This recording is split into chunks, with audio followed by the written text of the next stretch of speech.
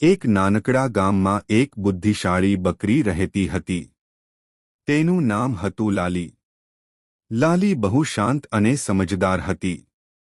તે દરરોજ જંગલમાં ચારો ખાવા જતી અને સાંજે પોતાના ઘેર પાછી આવતી. એક દિવસ લાલી જંગલમાં ચારો ખાઈ રહી હતી. ત્યારે અચાનક એક ભૂખ્યો વરુ ત્યાં આવી ગયો.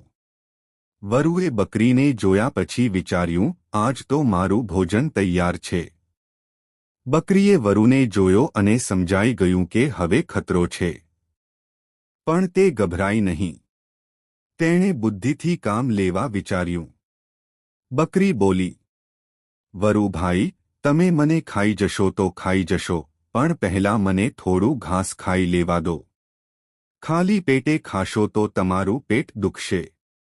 વરુએ વિચાર્યું કે બકરી તો ભાગી નહીં શકે, તેથી તે રાજી થઈ ગયો.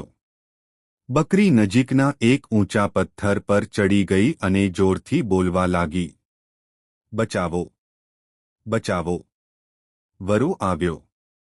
આવાજ સાંભળીને ગામના લોકો લાકડા લઈને ત્યાં દોડી આવ્યા. લોકો આવ્યા તે જોઈને વરુ ડરી ગયો અને જંગલમાં ભાગી ગયો. બકરી સુરક્ષિત રીતે ઘરે પહોંચી ગઈ.